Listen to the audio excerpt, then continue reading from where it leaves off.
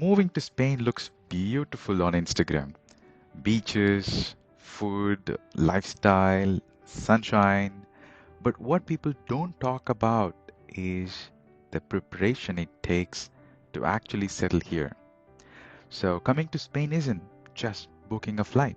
It's paperwork, patience, mindset shift, and a lot of learning. So if you are planning to move to Spain for work or studies or for a new life, this video can save you time, money, and a lot of unnecessary stress. I have broken this down into three simple phases. Phase one, what to do before you come. Phase two, how do you prepare during the journey, during the flight. And three, what really matters after you move. So I'll share some practical tips based on real life experience, not just theory. And in the end, I've also included a free checklist PDF so you can download and follow the steps one by one. So if Spain is your next chapter, let's make sure that you start it right way.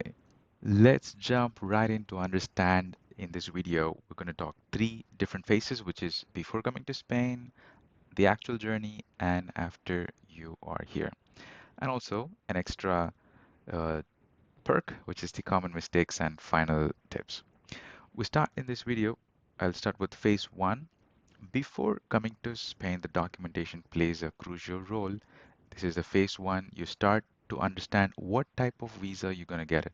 Student visa, work visa, HQP, highly qualified professional, or a NLV, which is the non-lucrative visa. Whatever it is, you need to understand what is your long-term goal and make yourself choose the right visa type, because it's really going to be hard if you come with one visa and then you try to switch. It's again a long process. It's so better you choose the right visa right before you start the process.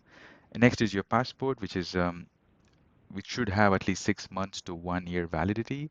And then comes the most crucial point, where is the original certificates and copies. A lot of times we might think, should I leave my original document where I come from, my home country, or should I carry with you? It's always better to carry your original documents with you. That is your birth certificate, that is your college certificate, the schooling, and your birth certificate, which I mentioned earlier, all the crucial documents that you needed, your degree, college degree, all that is important for you to carry yourself, because you come here and then you switch to another job or you switch to another university. Then it's important that you have your originals with you and make sure that it is apostille and it's officially translated. As you know, in Spain, Spanish is their primary language. It's important to have all of them apostille and have it officially translated in Spanish. That is the sworn translation. Then comes your financial preparation. It's always good to have at least 3 to 6 months of expense. If you ask the number, I would say about 3 to 5,000 euros ready. It can be for any sort of issues. It can be to find a house. As you know, finding a house in Spain can be a very nice roller coaster journey. And people would ask 2 months, 3 months of deposits, even though if it's not official. But it's good to have 3 to 5,000 euros. Or if your lifestyle is little more lavish, you can have up to 8 to 10,000 euros ready even before you come to Spain. And sort out your credit cards and debit cards. A lot of times the banks would offer forex cards so that you can use your own forex card until you sort out your banks in Spain. And then comes your understanding the initial setup costs. That's what I just mentioned, finding a house or renting a hotel for first few weeks. All that is crucial, all that is important, and you're going to use euros for all the transactions.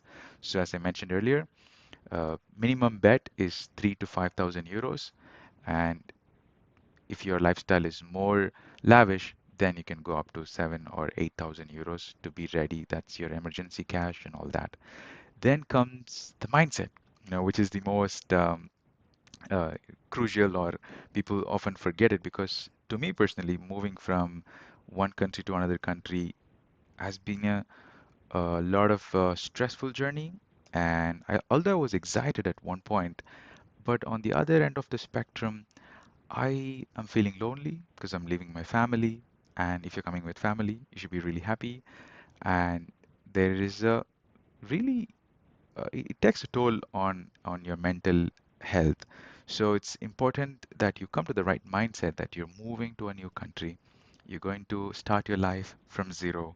You're going to leave all your friends, your family, a lot of things, your favorite car. All that is a really big mindset shift. So this is important that you meditate on this, understand how you gonna start your journey here. And one of the crucial thing is to learn the language, which is at least basic Spanish. Apps like Duolingo was really helpful for me. And there is an app called Memrise, and there's another one. It's called Rosetta Stone. All these apps, most of it is free. You just need to spend more time. There are a lot of YouTube channels. One of my favorite is Butterfly Spanish. There's a Mexican lady who teaches Spanish, but that's Mexican Spanish, but most of it is relevant to Spain. Learn basic Spanish and understand Spanish culture. How do they greet you? How do you approach if you need some help? Or how do you go to gym and how do you behave in a gym in Spain? All the Spanish culture, you can spend some time online, ChatGPT, you can understand the basics of it. Then comes the bureaucracy. One of the main important thing in Spanish bureaucracy is it's slow. It doesn't test your intelligence. It tests your patience. So be ready to be more patient with Spanish bureaucracy. And most of the time, you might say, I've applied for this application. What is the status? Is it going to happen in a week? Might happen in a week, might happen in a month. You need to be prepared mentally to be prepared for that slow bureaucracy. And again, you're ready to start everything from zero, as I mentioned. So that mindset shift is really important. So that is for phase one. Even before you come to Spain, it's important that you sort out your documents and your financial stuff and the mindset that you're actually moving to a new country. With that, we come to the end of phase one. The phase two is our next video. You can click next or you can find the link in the description.